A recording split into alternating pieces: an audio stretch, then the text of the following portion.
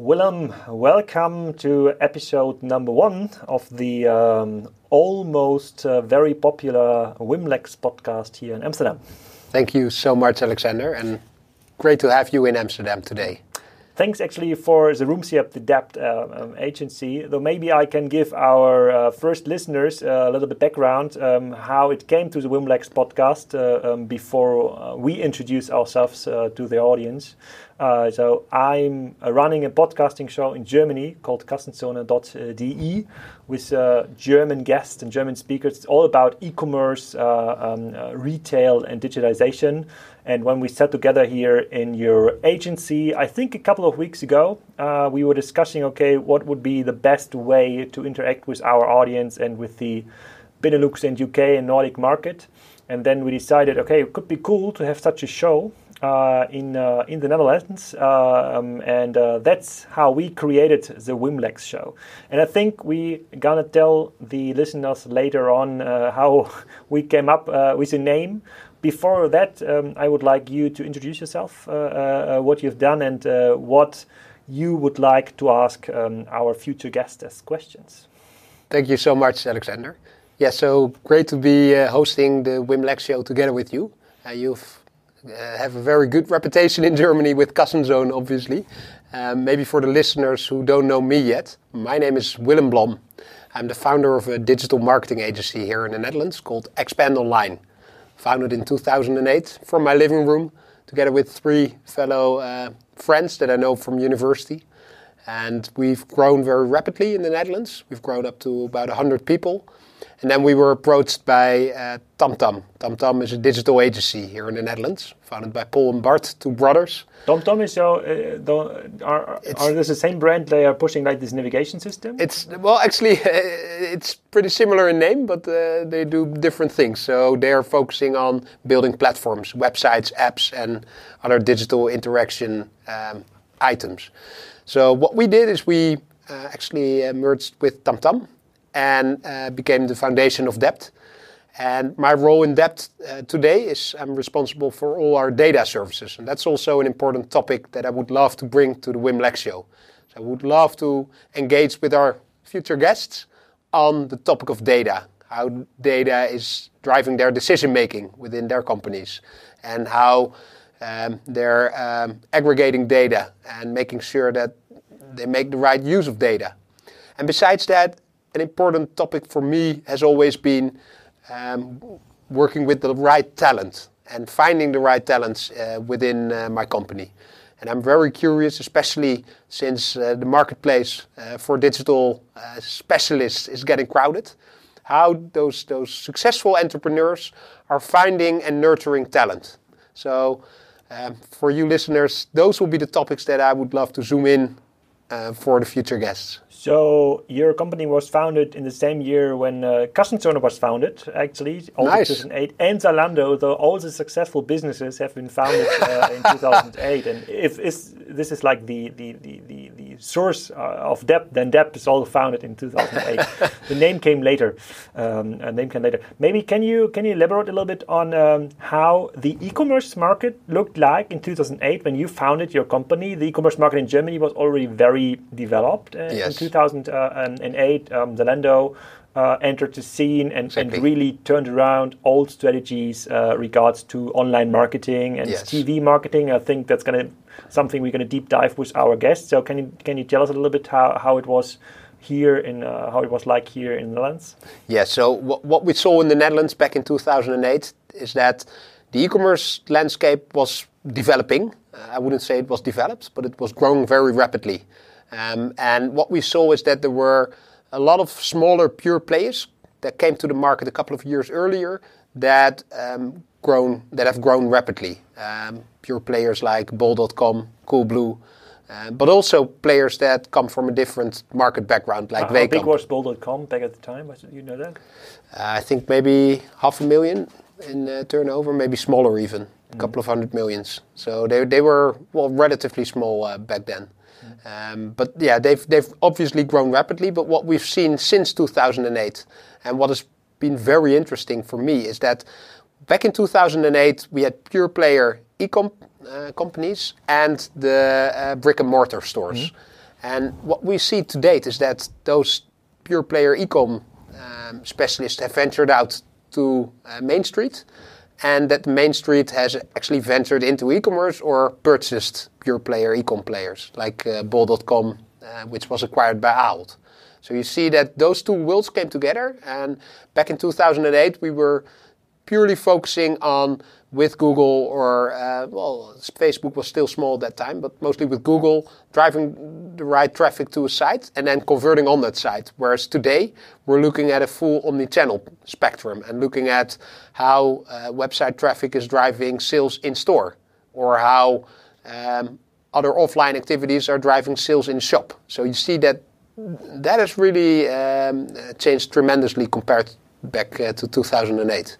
And maybe one question from my perspective, because I'm not a big believer in omni-channel, and we will deep dive into that with a couple of guests, because I what I've learned is that omni-channel is like preventing pure play businesses to really prosper, and I haven't seen like a brick and mortar based business being successful in getting customers back from the Bol.com likes or from the Zalandos or Amazons.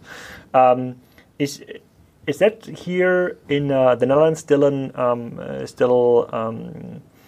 a thinking that it's possible to get customers back or to win like the customer acquisition competition by pushing out omni-channel strategies?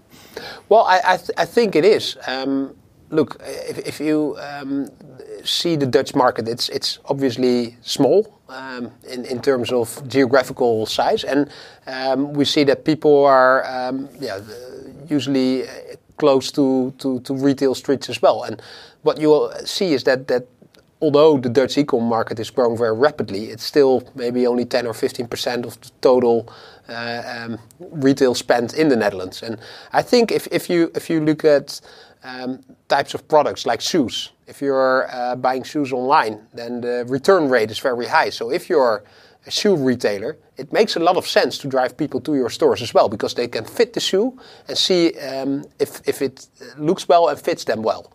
And then if that's the case, the returns will be much lower compared to a transaction on a shopping site. So I think it depends on the type of products that you sell, but especially for products with high returns, it does make a lot of sense with a good data strategy, of course, because you need to find out who the persons are that are buying in your store, and then also interacting with your brand online.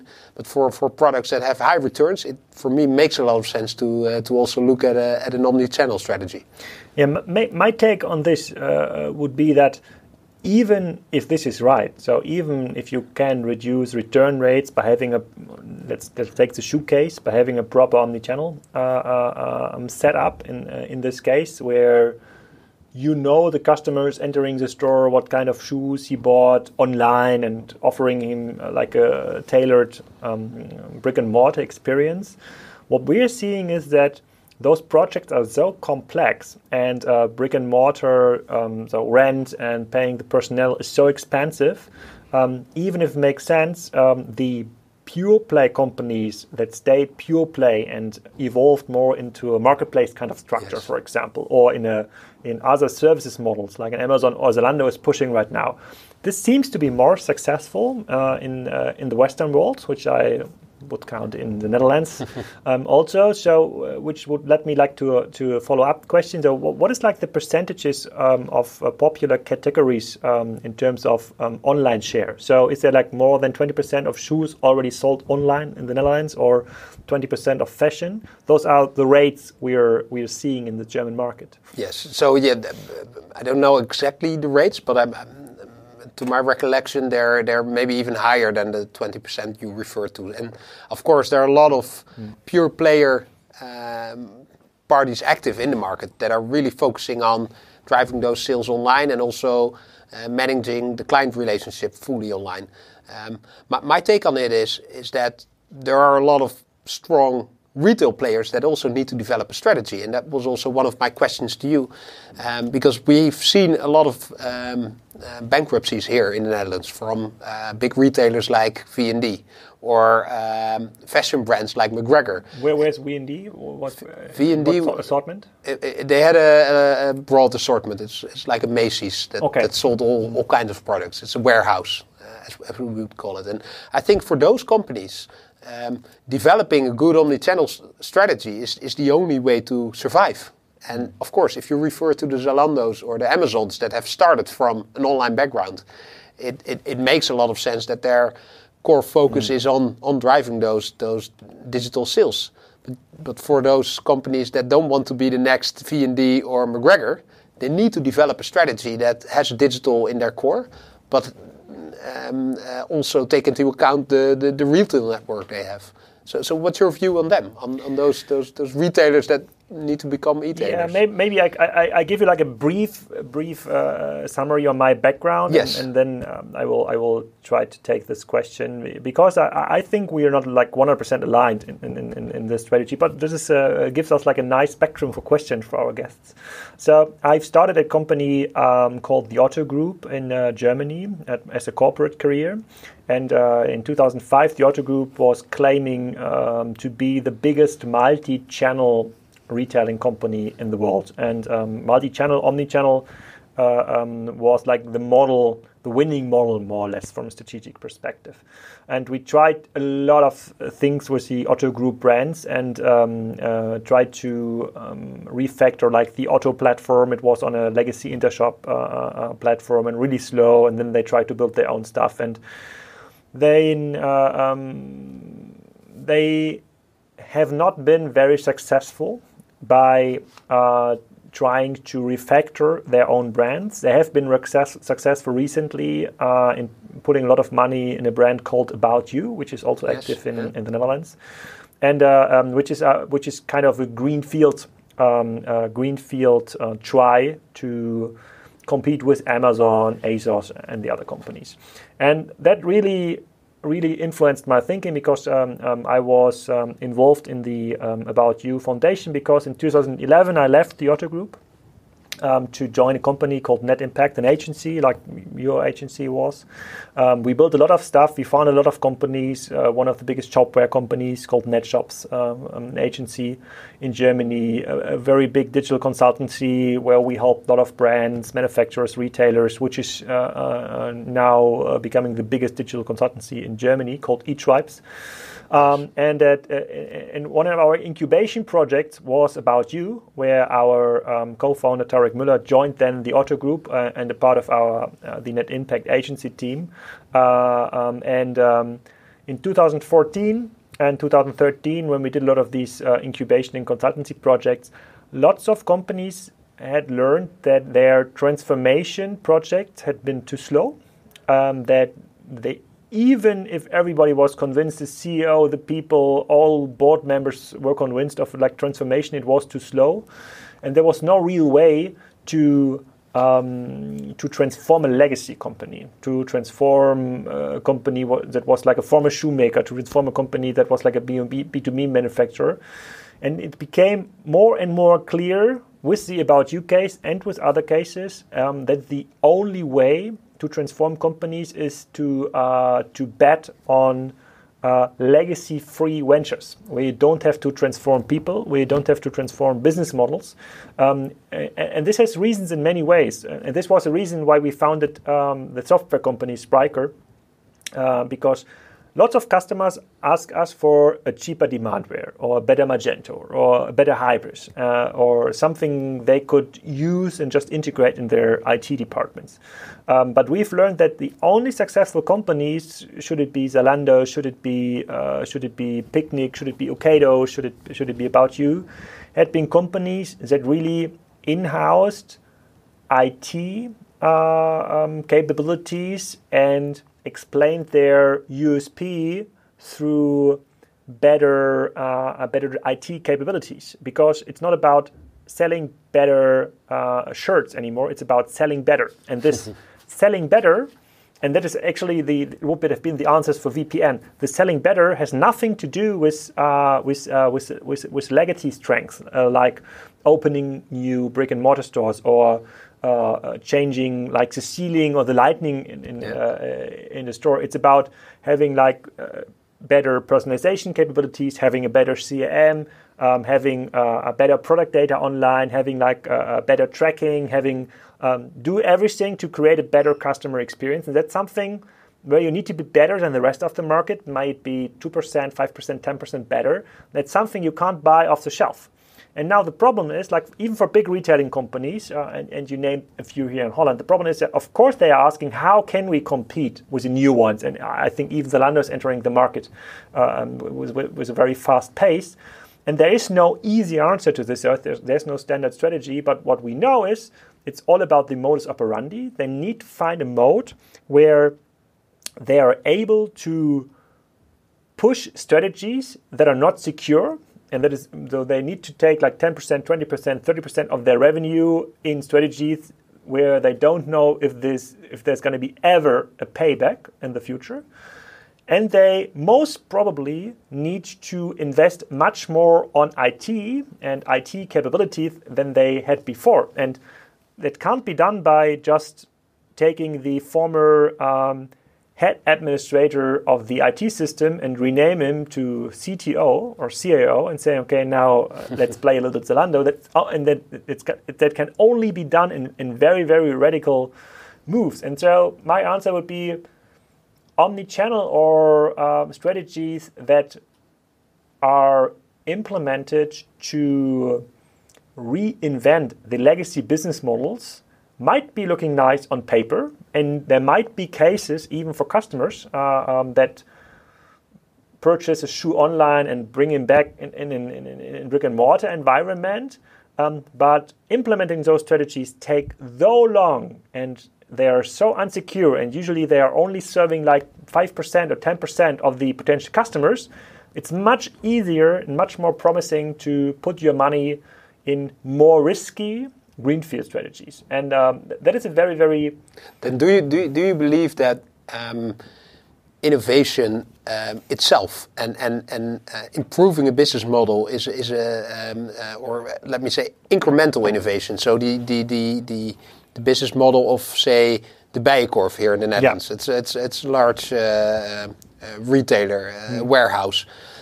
What they've done is, and I think that was a very good strategy. They've said, okay.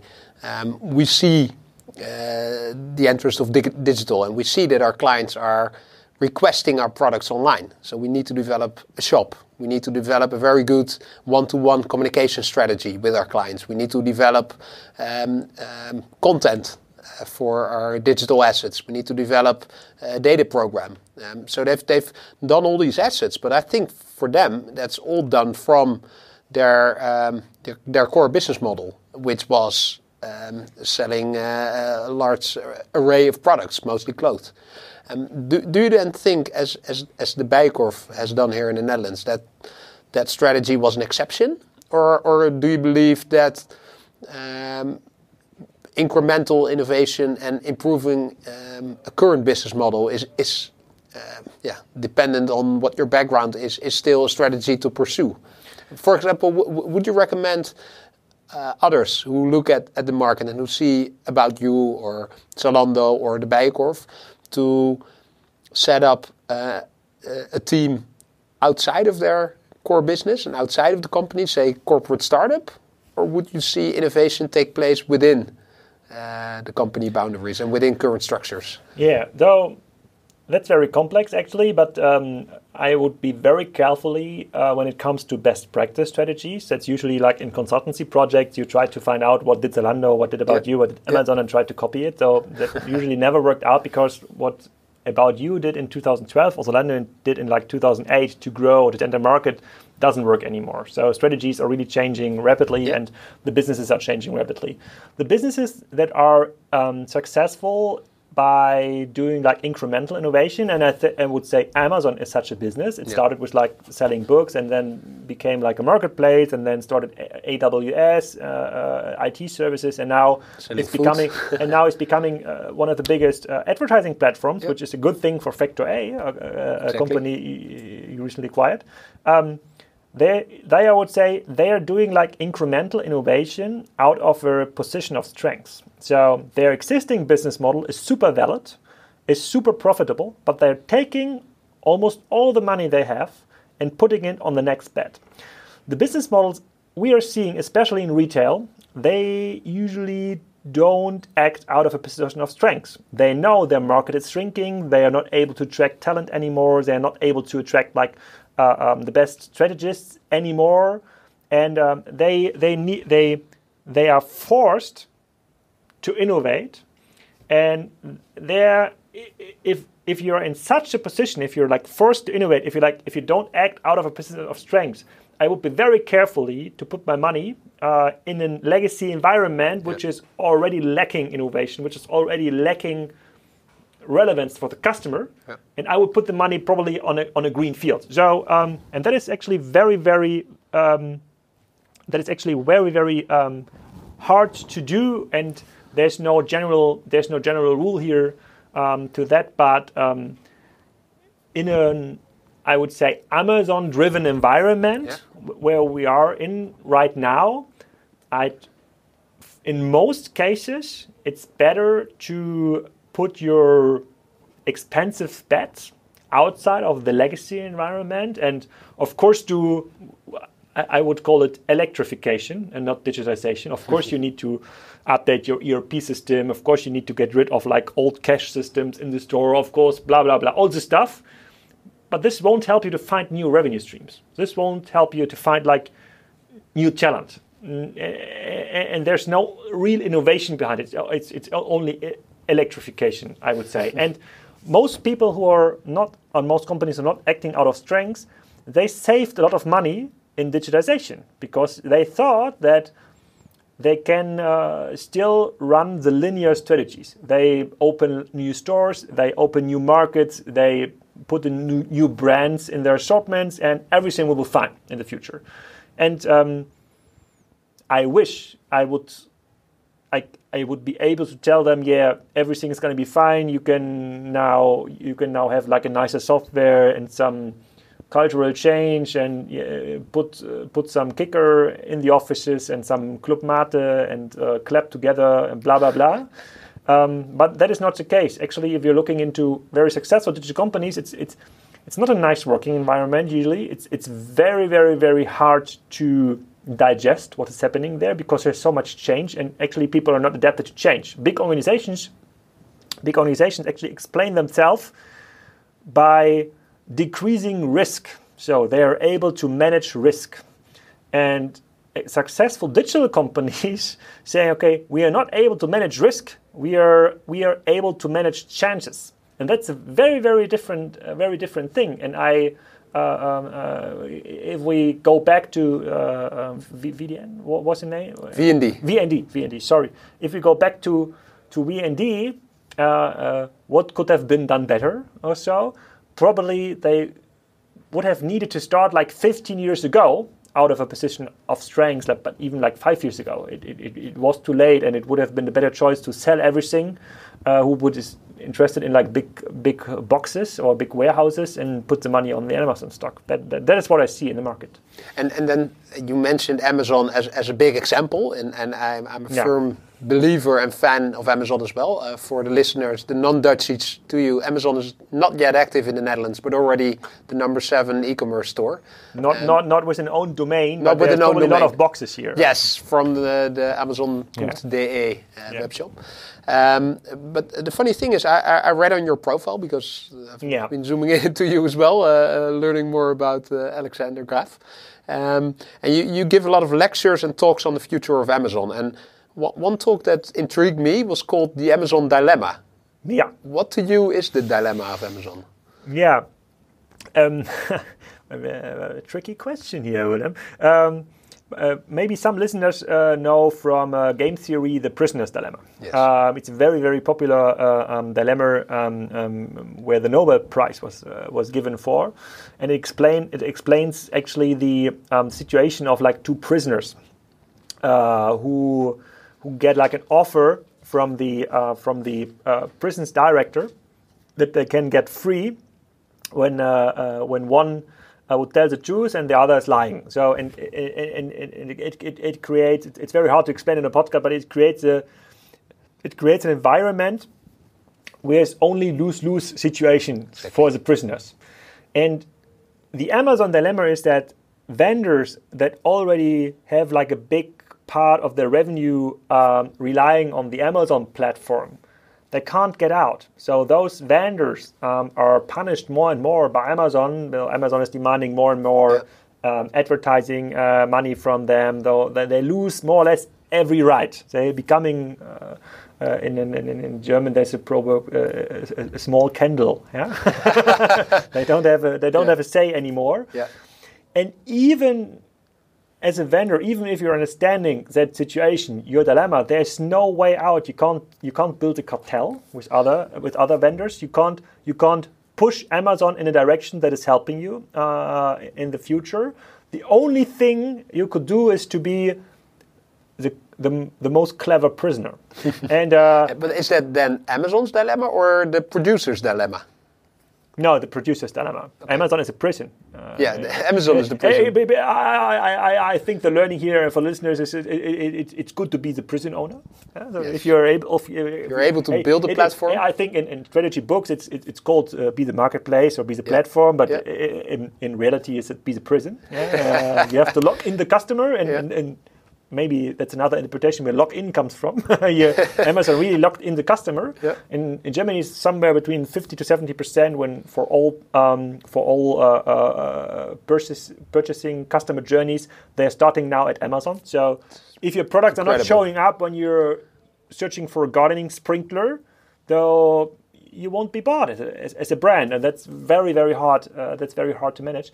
And I know in this thinking there's the learning here for the companies, it's not only manufacturers and that other companies involved here is very hard to digest. So, of course, you have to be the best prisoners. So otherwise, Amazon is creating the market, and there's no foreseeable future where Amazon is going to be regulated in a way that's going to be help vendors.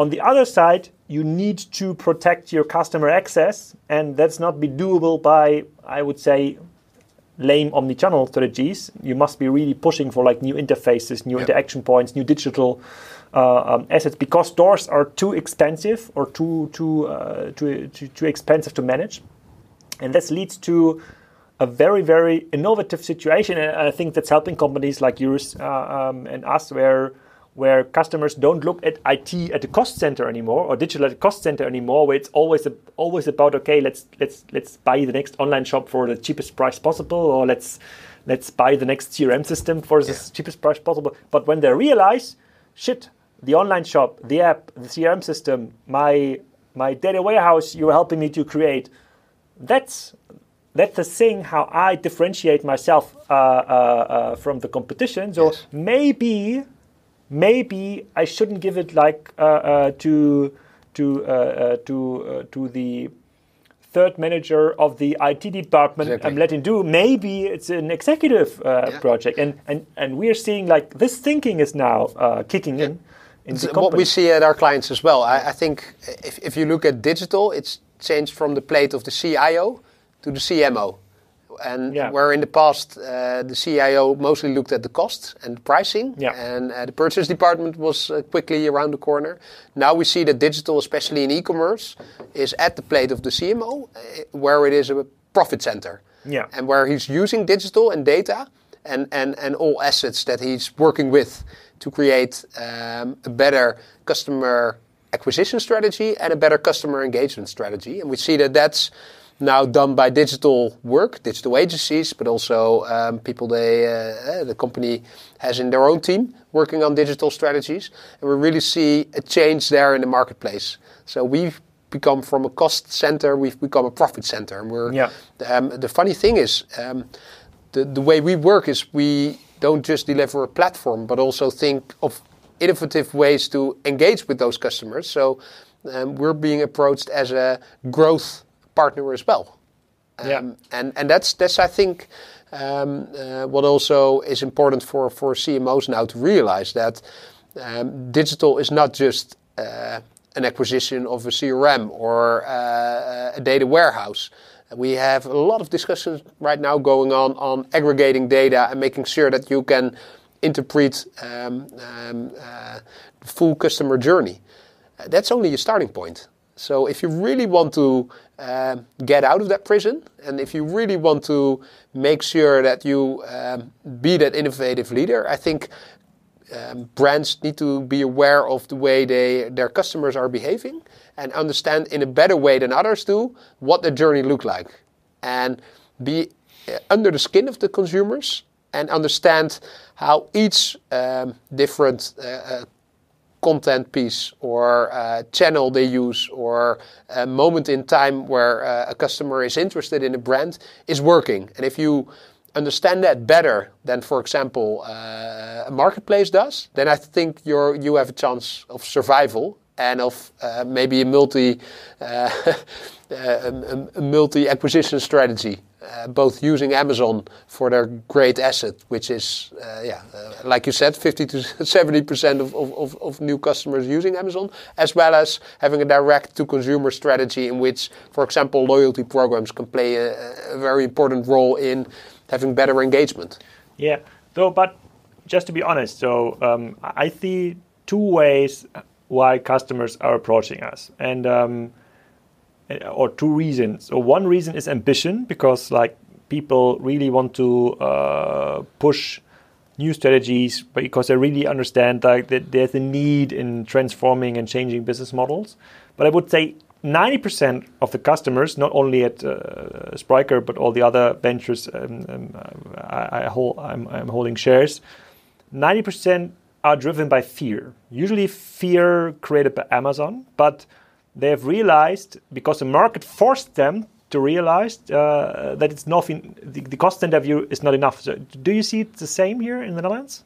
Well, luckily we don't have that fear factor yet. Well, actually, it will come. It will come. But it's not as big as in Germany or in the UK or any other market where Amazon is active. So right now, I see a lot of brands still innovating based on their best assumptions instead of a fear factor. And I think that's a good thing, because that's also what is creating innovation. You mentioned Picnic before. It's a great example of a wonderful company that is disrupting the supermarket way of work and has developed a completely new way of distributing food to consumers. So I think that innovative approach of the Dutch is still present year to date, but I think like what happened in Germany, Amazon will change a lot. Yeah. How did that work in Germany? Because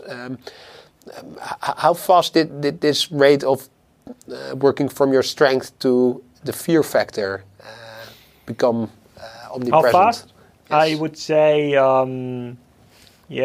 there's like it looks a little bit different from assortment to assortment. Right now we are seeing more and more bankruptcy in retail, especially brick and mortar companies. I think today is a day when Amazon first hit like $2,000 mark, and Zara, like the Inditex holding, which is like the poster child of every vertical integrated fashion company, got like a big hit from analysts and losing a lot of value. Wow. I think the Zara owner today lost like $5 billion in revenue. So it's only starting now. I think we are in Germany, especially in a situation where Amazon grew in the last 2 years in a way that was unbelievable. I actually did some analysis before our show. So globally, they are growing $150 million per day compared to last year. In Germany, that means €15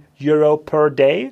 And if you compare it with ambitions of some of multi-billion-dollar customers saying, okay, In 2025, I plan to have 50 million online revenue. That's something Amazon is doing, like just in growth in like 7 hours. And in total, it's doing 50 million in less than 1 hour. So that's kind of the momentum we are there. I think within the last 2 years, it's changed a lot because all the linear strategy and from my point of view, most omnichannel strategies have proven to be not good enough to get customers back or to be profitable enough. But I think there are like new businesses coming out, and it creates lots of entrepreneurial momentum. And Picnic is a very good example. I interviewed the Picnic founder from my Kassenzone.de podcast, the German Picnic founder, last week, and I hope we get one of the founders here for our WimLabs podcast very soon. I'm very hopeful that it's going to work out.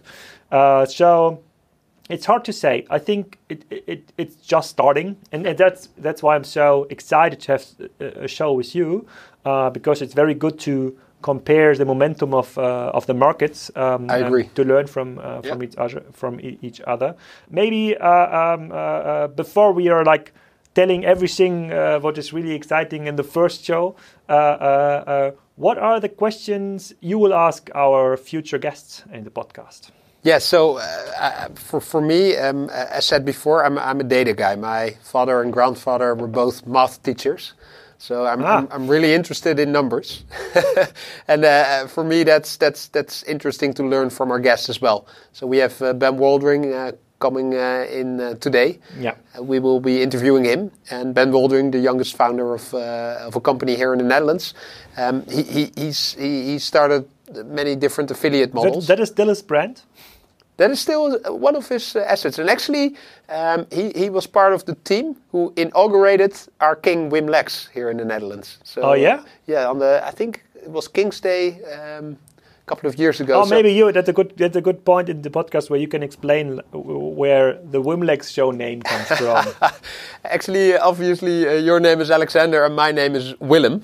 And that's the name of our king. And usually the name of our king is I don't know the English correct word for this. I think it's abbreviated, but it's shortened into Wim Lex. Yeah. So that's the twist that we gave her. And he has a German father. And he has a German father, yes. Yeah, the German-Dutch connection is there as well. There's actually no alternative to the Wim Lex show name. It was clear from the very first. It was clear from the beginning. Yeah. Yes, and I would love to ask our guests on their view on data, on how they're using data to make future decisions, make current decisions, are aggregating data from different resources, from sales, from marketing, from finance. I'm really curious to learn about that, and Ben will be the kickoff for our show. So happy to learn how Bella.com and the other ventures looking for booking are using data to grow his business. Yeah. So my questions are more like e-commerce related because I was, as you, introduced in the e-commerce market, pretty much influenced by online marketing strategies. So I'd like to know where do the customers come from and what do they cost? Like it's like a very, very SEA specific cool. question. How loyal they are, very important question for most retail business models, and how profitable is a business, because I'm learning that most businesses are now setting up revenue streams that don't rely on retail anymore, but on data, for example, or on marketing. Services. It's not only Ben we are getting as a guest today, it's also Willem Castello, the founder of a very, very interesting venture selling windows with a solar cell integration for offices. Very cool. And tomorrow we have two guests on the Depth Festival. You know them better. I think it's yes. Josh and Jason. We have Josh Luber. He's the founder of StockX. It's a really cool company. He actually was a data guy as well, and he was assessing the cost of buying and selling a second-hand pair of sneakers. Cool. Then he met the founder of the Cleveland Cavaliers, the owner of a big US NBA team, who had exactly the same idea to set up a marketplace. It's actually a trading place where supply and demand prices are based on the average volume that is being sold. So it's like a stock index on sneakers. And he's actually going to be interviewed on his StockX company. Yeah. And then also Jordan Watson. Jordan Watson is a very cool influencer. He's a dad, and he made videos called How to Dad on his now 3 daughters. So he's an expert on video marketing, on influencer marketing. He has, I think, 2 million views on YouTube with every video that he's produced. He's a best-selling author as well. So we're both fathers, so we can learn something from him. Yeah, and maybe that's important to understand for our listeners. So we are also recording our podcasting sessions with the camera, so you can watch them on YouTube on the Wimlex. No, there's no Wimlex channel. I think we have decided to put the videos on the Debt channel, on the Spryker channel. Yes. So just we will tell the marketing leads later. So, but we need to we put them there on Facebook. And I think one important thing, and that I learned from the German podcasting show, is that we really depend on the interaction with our listeners. So whenever they have ideas of who we should interview, whenever they have a deep dive question on existing podcasts, they can send an email to us. We are setting up an email address where they can send us information which we both are receiving and answering. But I'm pretty sure it's not only today and tomorrow for our Amsterdam show. There's going to be more shows in Amsterdam, probably Berlin and Stockholm and other cities where we are hosting guests which have like a connection to retail and manufacturing and selling online. And we ask them question how they're going to survive in an Amazon world. So, Willem, lots of thanks for the first podcasting show. Here it's getting louder outside, so we need to close the first. There's a football game going on. Yeah, it sounds like a football game that we should join in, and then we should prepare for Ben. Thanks a lot. Thanks a lot, Alexander.